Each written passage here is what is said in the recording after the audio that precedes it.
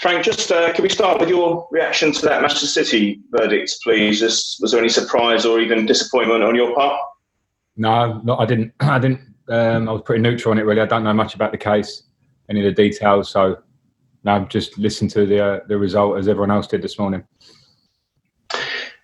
It would have made things easier for yourselves and the teams around you, Leicester and Man City, if City had been taken out of the equation. But is this a chance now for your young squad to potentially gain a lot more from having to fight that bit harder for that top 4 place rather than having it awarded in 5th?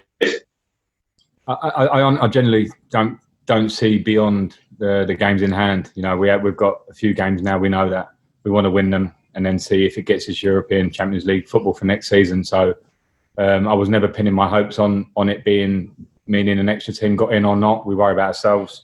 If we can win enough games now, we can get into the Champions League qualification. You said after Sheffield United that you learned a lot about your players in that performance. How much of a cause for concern is it to you at this late stage of the season, given that you have so much still to play for in the remaining games? My only concern is the games ahead. So you always learn as a manager through maybe every day in training and games. That's what's very important for us now. We're at a critical stage of the season. It's Norwich tomorrow. And then in terms of the league, Liverpool and Wolves, we know what's in front of us. We know we have the capabilities in the squad and in the team because we've shown this season at different points, at lots of different points, the reason that's got us into 3rd position. And now we need to try and finish the job.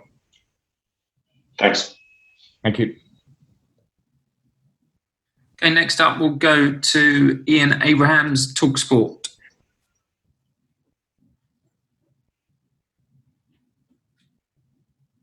Hi Frank, you okay? Hi Moose. You were brutally honest on Saturday after the defeat. Did you feel like you needed to be that honest with your players and tell them exactly what you said to the media afterwards? I try to be honest. Whether the message is always exactly the same to players and media is not maybe always the case. And I think it's just part of the work in progress. But I was pretty honest. I think the game was honest. I think it spoke for itself. I think I would have been lying to the players and to the outside world if I'd have claimed that we deserved something out of the game. If I'd have claimed that we looked as strong or as physical or had as much desire on the day. And those non-negotiables are not acceptable. I didn't hang on that with the players. I dwell on it. I thought the main feeling for me of it was the positive nature of how we come out of it. And I felt that very quickly after the game because of where we're at. A lot of people didn't expect us to be here. I'm not going to hang on one game against a very good team, which we didn't perform anywhere near how we should. I'll concentrate on can we perform for Norwich in the games ahead. My other question is sort of 2 parts. 1, because Norwich are now relegated, do you see them as a wounded animal? And 2, the home record, unlike earlier in the season, actually recently, before lockdown and since, has been good. You've beaten some big sides, Liverpool in the Cup and in the league, Spurs, and obviously the game I was at recently, Man City. Yeah, which is good. You know, I always get fearful of momentum. I was saying that before Sheffield United, and I think Sheffield United almost proved me right. Not that I liked it, but if you don't turn up or don't perform, it doesn't matter what momentum you feel you have. So there was a good example for us in one way. But having good home form recently is good for confidence. And we have to carry on with that and carry on from the Watford game in particular and the games you mentioned. And with Norwich, we absolutely have to treat them with utmost respect. Wounded animal, whatever you want to call it. They have quality players. They play very well. A lot of games I've seen this season, they can probably feel themselves unfortunate not to have got results. But, you know, that's the nature of the Premier League. But we'll certainly be expecting a very tough game. John Southall, 5 Live. Mute yourself, John. I should know that by now. Okay, how did you deal with it after the game? Do you have to tell your players a few home truths, or is it a bit more gentler approach with them? I don't have like a set way of how I deal with it. I try to deal with it as I see fit. Sometimes emotions mean that you have to be a bit careful what you say afterwards. The game doesn't always seem or feel exactly how it was at the point. I like to watch games back and analyse and have more conversations with the players. As I say, the stand-up fact for us, which it hasn't been the case hardly at all. Maybe some moments in games where I felt we'd been off it or slow or not competing enough. And at the weekend, we didn't compete enough. So it was quite an easy, clear message. I think the players felt that. I could see that in their demeanour. So hence why I quickly want us to move on. I moved on. The players move on. We're in a positive feeling within the camp, and the game comes tomorrow.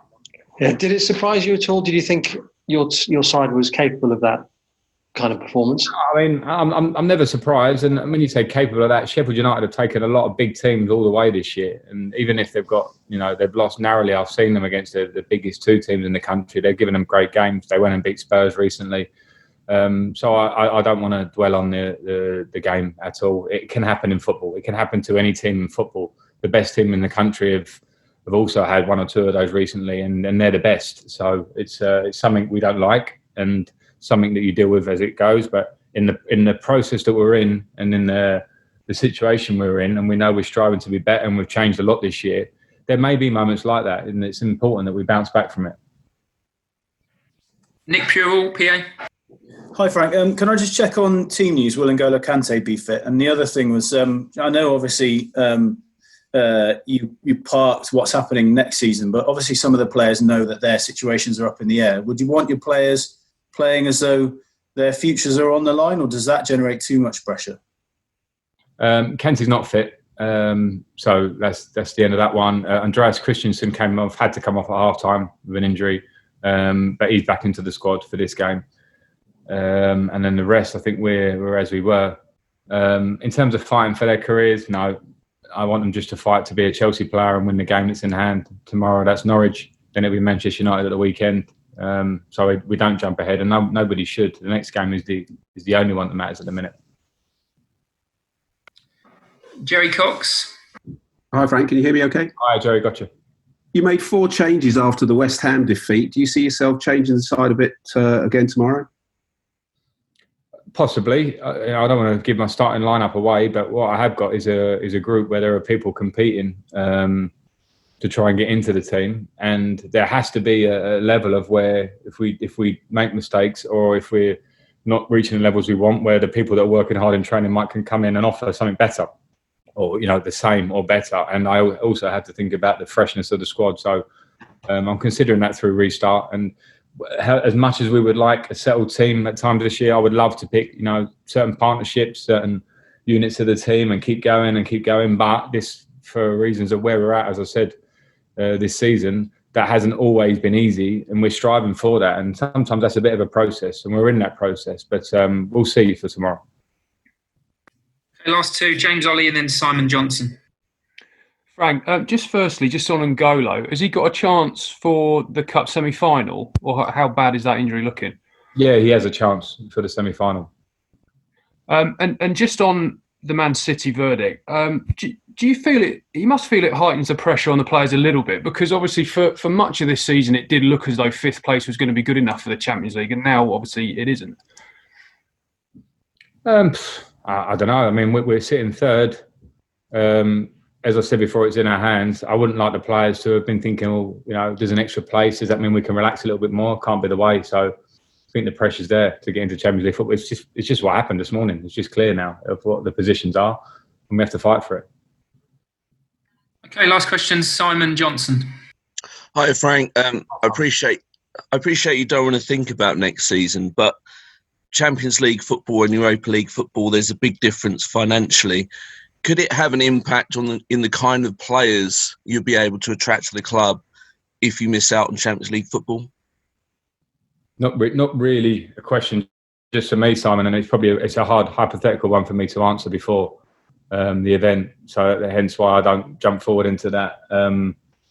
We've brought a couple of players into the club already, which I think shows a real positivity about where we want to go. We know that having not been able to do the club actually not been able to do business in the last 2 windows has meant that we haven't been able to bring in, we haven't been able to move players out. And I think that's an important thing, as much as bringing in sometimes over the course of time, to keep freshening up the squad and keeping the competitive nature of it. I know where I want to go with the squad, but that has to be a fluid conversation with the club. Of course, economics will come into it, so we would cross that bridge when it comes. Okay, that's it for the broadcast section.